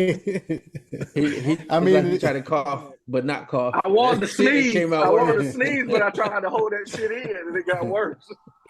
My bad. I mean, it goes. Mitch. It goes back to like what they said, man, on that old school mentality, man. You see the difference in generations, man. Back in the days, they used to say it take a village to raise a kid. We talking about back in the days when the teacher used to be able to whoop your ass, the neighbor could whoop your ass. You know what I'm saying? Like, it was discipline. It was like, nah, like, you ain't gonna talk to no adult any kind of way, sideways and stuff like that.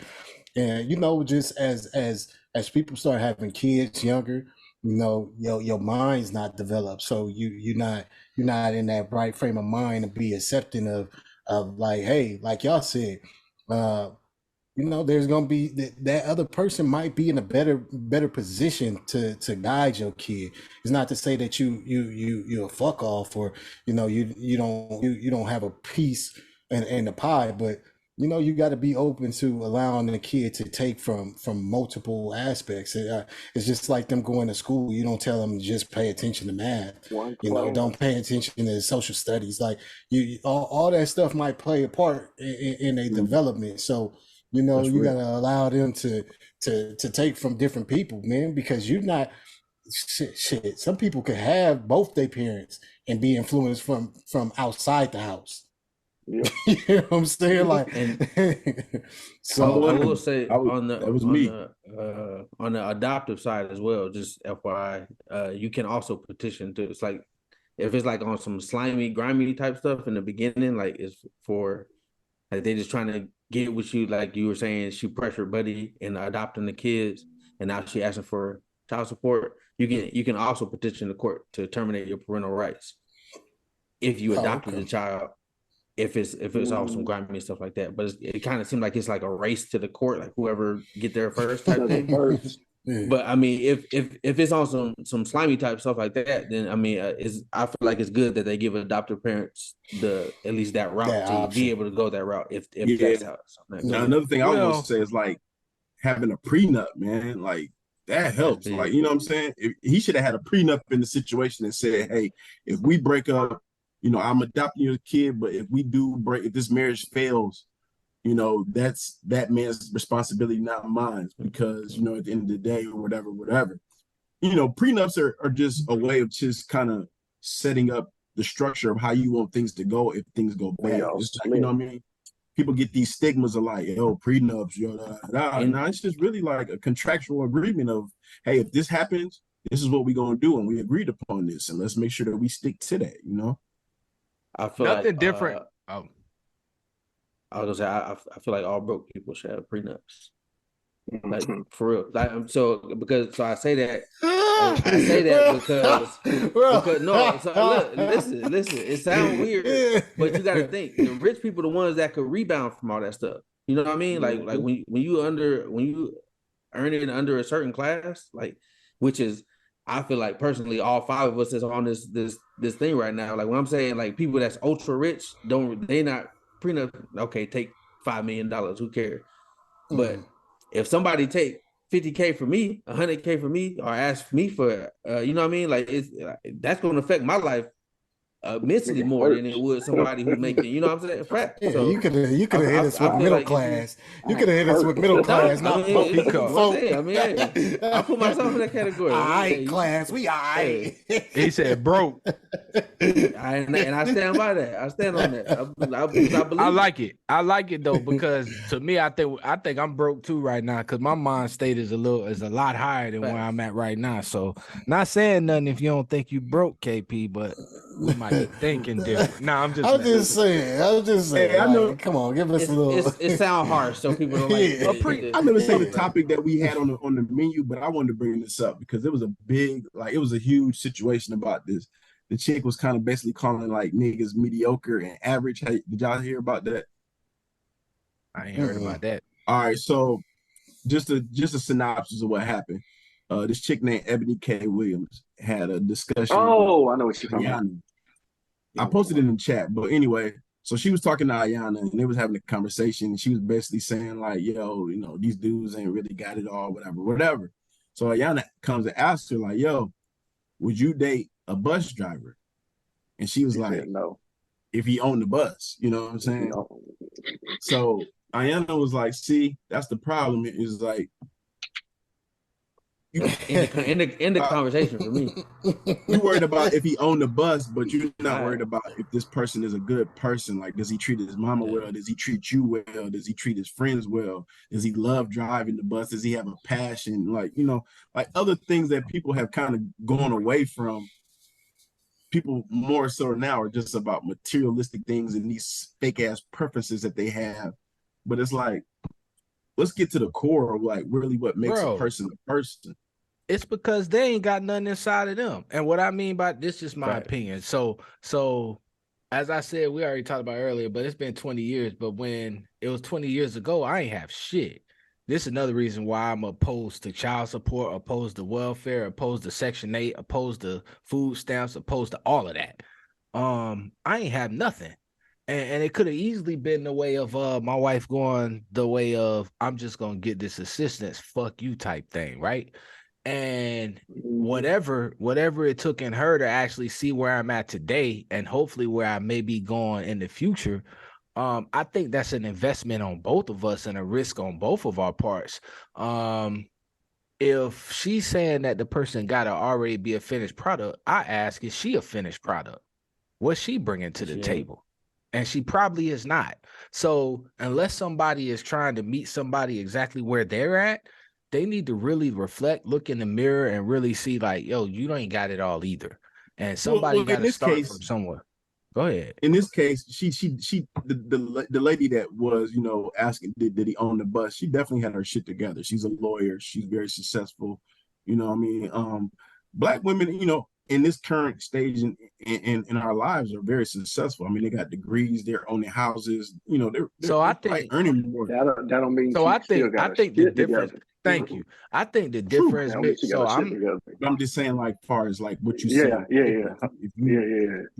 I'm not. So this is how I've always looked at life, even since I was 16 years old. The tangible things, you can always go get them. The degrees, you can always go get them. Money, if you want to go out there and get a certain career, it's a roadmap to tell you how to get to every career. Just to be honest with you, when I say have your shit together, I mean you can tell by the way she answering that question she ain't got her shit together. Because if it's somebody that was driving the bus that had all those great qualities that she liked, if she had some that she valued, if she feels so great about herself, she should be able to share or impart some of that on that person who might just be driving the bus to get them to where they can actually own the bus. So what is the difference when a female actually pours into a man versus a man just pouring into a female? And if we're going to say nowadays, like, go ahead. You bring a great point. I don't want to cut you off, but I just want to kind of expound on what you're saying. Yeah, you do. So what you're saying is very true. But this nigga. But okay, so women look at it like black women now. They look at that shit as called struggle love. Like, why do I have to struggle? You know what I'm saying? They want a nigga already with the finished product. They don't really care about, you know what I'm saying, seeing the like men, most of us, we can see a woman and be like, I don't even care what she got. Like, I see something in her and I like who she is as a person, da. But women, they need to see like us either with it or some women see that, you know what I'm saying? Yeah, some. I'm not gonna say all, but I'm just saying, like, when I be reading them comments in the shade room and shit, I'm like, yo, these chicks is tripping.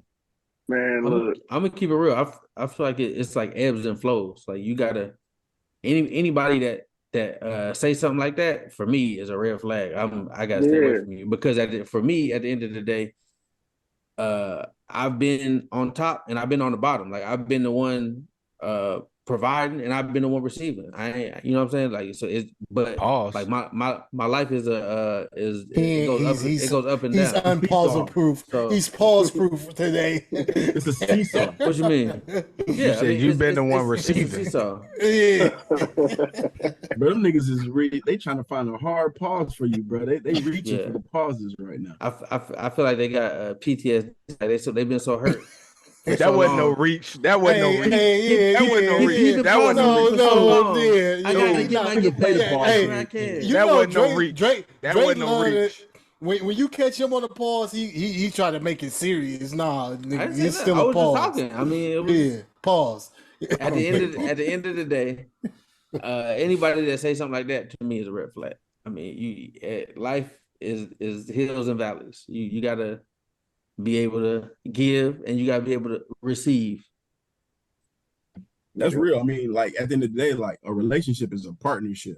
So if you got one person that's bringing 110% and then the other person's only bringing 50%, somebody gonna feel slighted at the end, regardless of if it's a woman or a man. You know what I'm saying? Like, but there's no such thing as 50-50 though. So and I think people have this falsehood in their head that, and that's in any type of relationship, a friendship, whether you in an actual relationship with a male and a woman, like there's no such thing All as a the shifts. 50-50 relationship.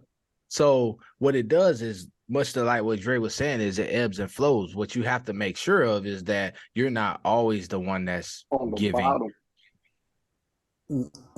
You're not. Whoa. That was a big Whoa. Okay. Whoa. Yeah, I mean, like, go ahead, Mitch. Chris Webber timeout. That was a Chris Webber timeout. So for me, like if you with somebody that you love and you care about, and you are always the one that's giving, if you know that they receiving genuinely, like it's not something that they taking advantage of, I don't see a problem with it. Because you never know when that switch can flip.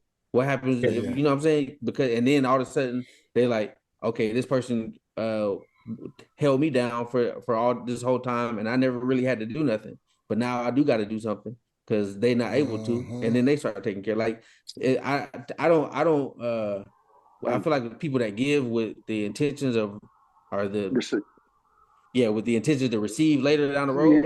I mean that's disingenuous to me. So I don't think that it's a time limit or it got it. When I say ebbs and flows, I mean I just feel like my life has done that. So I'm not always going to be able to provide this level of whatever, or I haven't always been able to provide that. Life is about I might not be able to a couple years from now. You know, you don't. Nobody knows, but it just I don't want nobody just in pure take mode. And they don't give a fuck about what I'm going through or what I'm doing, then it's a problem. But if I know you down with me, you roll me, and I'm down, and you can't really do that right now. Yep. Them people who don't care nothing about what the amount of the zeros is behind the comma that you bringing in. Yeah, them people. I don't mess with them people. I don't even mess with them people as friends. So these new age sisters, man, with their degrees and shit, they think that's struggle love. Like they don't necessarily seen that as genuine ebbs and flows. They want a nigga to take care of them. They want a nigga to make sure that might be that Atlanta the stuff. thing is like, that might be you know, like not Atlanta, bro. That's all. No. I think geographical locations play a part, and I'm just saying that because you know I was in the military and I remember saying, "Oh, I'm from Cali." And I remember people like, you know, they instantly give you pushback, like, because they have an idea the type of person you are. And for a long time, I didn't understand it. Then I got back to California and I started to realize, bro, a huge portion of California, we all about the facade. We all about the look. We all about, you know what I'm saying? And then you start recognizing like the mind concept that certain like regions have, you know what I'm saying, where you could go down the south, man. I can't tell you how many times I look at these cats in New Orleans, I'm like, ugh, y'all living like that, but they out there having a good time. They good with the little bit that they got. You know, I feel like I'm shitting on them. They good. You like kicking people down. Yeah, you are. Yeah, we don't feel that way, Louisiana. We don't feel that way. We don't. No, but they feel good about where they at, broke, man. right? They po, huh? You can smell them. You can smell the poverty on them. But you know, and but you know what? That's what makes like when you in a region like this, like when I met my girl and I seen how like, bro, she's nothing like what I'm used to in California. You know, she not on TikTok, she not on Instagram showing her titties, showing her ass. Well, I don't know because I don't follow her on Instagram. I don't got an Instagram, but I'm assuming that she's not out there doing any of these things. And so you gain fonder, you know, you're more fond of what you met because you're like, man, like this, you're a solid person. And so it is good, you know, and she's educated, she's smart, she's a very smart girl. And you know, you look at, I know Portia's a very smart girl, unique, you know what I'm saying? So it's out there, you know, but I do think that regions play a part, and you know what we ain't Portia from Louisiana? Yeah, she's I down knew there in you the was dirt. going there. Oh, I know okay, that. okay. Yeah, she down there living like that. She was down there living like that when I met her. I hear what you're saying though, KP. I mean, Yeah, I I'm hear letting what her I'm know, messing you're with saying you. to a degree. I feel like regions play a part a little bit, but at the end of the day, I just think it's the person. You know what I'm saying? Yeah, I Because think it's the person. I was able to Yeah. find somebody that embodies everything that you were saying as far as my partner. You know what I'm saying? That ain't into all that shit. So it's just about the person and what their upbringing is, and you know what I'm saying, their values and shit at the end of the day. But a lot of these women that be in the shade room comments and all that shit, man, the way that they view the world right now is I just be like, yo. Well, you Social gotta media put it. play- You gotta put it in. social media. Go ahead. You gotta put My in fault. perspective anyway, though, Mitch. Because if you saying a lot of people who comment on shade room, so I don't first even of follow all, that. the That's I people don't who follow getting either, their but I still news, be in the comments sometimes. I get you. But the people who wake up and I gotta check the shade room, I don't want those people to be the people I'm interfacing with anyway. So if those are the only opinions that we seeing, of course it's gonna be skewed because they look at the shade room. That's the entertainment. That's their news source. So I you mean, you gotta can go to a really lot look of at different that. other ones though. The spiritual world, the shade room. I mean, I'm just saying, like all them shits on Instagram. You read the comments and you can just see a But certain that's tone. That's that goes to what I gospel. was. That goes to what I was going to say. I think social media has put us in a position where everybody is trying to either be a social media influencer. They trying to do, you know what I'm saying? So it's altered. It's altered how we are as people. You know what I'm saying? Like you could drive down the street and don't see kids out there playing. You know, when back in the days, you drive down the street, you used to have to honk the horn and want kids to separate because right now everything is social media driven, and I think that sometimes people just say shit just for the fact that like just to get a little bit of limelight. You know, they okay with that 5 seconds of fame and stuff like that. So because a lot of times people don't even I like my brother's girl. You know, she's social media famous. She's on all the freaking what is that? Fashion Novas and stuff like that. But if you meet her, she's nothing like how you would assume she is on social media. So I think that social media be playing a part in how a lot of people be talking, a lot of how people be moving and stuff like that. And I think it affects both male and females, man, because we starting to see a lot of change with males too. It's not just females. Like these men is moving different. You know, like your boy Game was out there wilding on social media. I was like, oh, this thought you were supposed to be gangster. You know about that. No, you definitely bring some light about that. It's a lot of keyboard warriors. A lot of people. I mean, they just you could be whoever you want to be, your alter ego online, and a lot of people it goes unchecked. So I mean, people start getting crazy with it. But I also feel like Mitch, back to your point, what you said like about the shade room, and not saying it's. I just know your timeline is a reflection of what you invite in your life. So like if and I say that because like I got this I work an IT job, cybersecurity. Dude I go to work with every day. He'll show me something on his social media that I know I will never see on my timeline, and vice versa. And it's just like, you know, it's The like algorithms. that's just your slice of life of whatever that you're putting out is coming back to you. So like I know a lot of the things that I see y'all probably wouldn't see. Like I know a lot of people be like, man, where you be finding this stuff? Like, this stuff is crazy. Like, but these are the spaces I be in because like this is the stuff that interests me. So yeah, the algorithm, you learn how to change the algorithm on your timeline so you ain't seeing that shit and you're not digesting it. Just to be devil's advocate though, I think that we can't say, you know, what these people's experiences are, because I think everybody has their own, you know, perception of how they view things. You know, because I like to have these conversations. I was having this conversation with my girl and we were talking about it. She was saying that, you know, she's a doctor. She I mean, not a doctor like a MD, but a PhD doctor. You know what I'm saying? She has a doctor. She has a good job. She makes more than me. But she was saying the guys that she dated previously before me, they were insecure about that. Like they couldn't handle the fact that, you know what I'm saying, she made more than them. Give me one of them. I can't never feel that way, baby. Hey, can I have this car? Oh, I wish. Can you buy me this one with the 22-inch rim? What Snoop say? Slide that right down the middle. She can take the whole thing. So, you know, coming from that perspective, I think she was saying that, you know, some of the guys that she dated with, they were straight, but they just couldn't get over the fact that, you know, she had a better career, she had a better job, and she made more. All that, you know, we're gonna come they together. Sound a little insecure to me. Oh yeah, that's when you that's when you get a joint account on purpose. We're gonna come together. Hey, forget now the free no. What Eddie say? What Eddie say? Now we have $1,001. I feel like a lot of times that happen, the dudes be feeling some type of way. It's because they ain't got nothing else to bring to the table. You know, like a lot of you hear a lot of dudes be asking women, and I hate when I hear that, what you bring to the table. Like, but they don't be having nothing to bring to the table, and all they got to bring is the little bit of money that they make. And once they realize that somebody else is shitting on them, especially somebody they call themselves trying to be with, like, yeah, it's kind of like you just there. I mean, I feel like go ahead.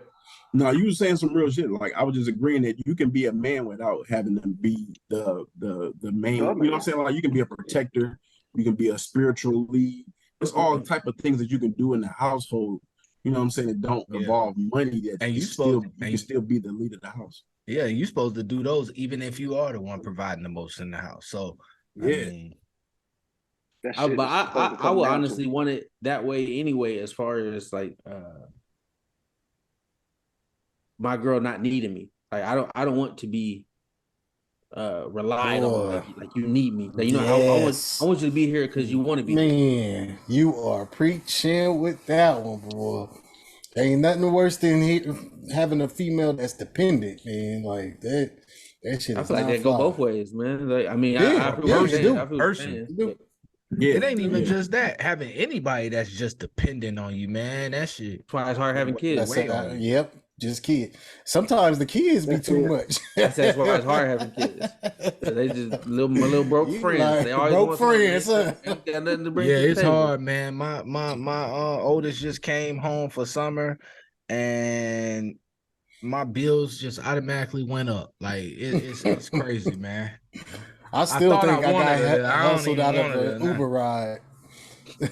I think I got hustled out of an Uber ride. I think she really walked in and then ordered some damn Wingstop. You know, I'll check the Ring camera on that one. With that being said, man, it's been a great addition. This episode was really fire. You know, with the mental health, we talked about a lot of good shit. We talked about the adoption. We talked about COVID, how we got through that, and then we took the little locker room talk with the NBA playoffs. But we just want to keep it real, man. You know, appreciate everybody checking in, listening with us.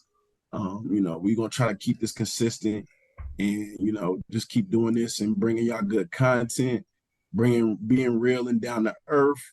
You know, no cut, no fluff, just us, just giving you the real. So with that being said, man, we're gonna cut this out. We'll see y'all next week. She sat riding in the phone, it might go down, it ain't no telling she ride. She wanna throw, you know I ain't out here chasing these hoes. Can't put it all, you know I gotta sleep with my pole. She ain't never fuck with a rich nigga, I had to show her something. Stop telling me about your last nigga, I don't want no nothing. Bitch, make me so proud of you. Know you got a nigga, but you mine too. Find that bitch, I might sign you. Make me so proud of you. Know you got a nigga, but you mine too. Find that bitch, I might sign you. Or slut you out in public if that's fine with you. Make me so proud of you.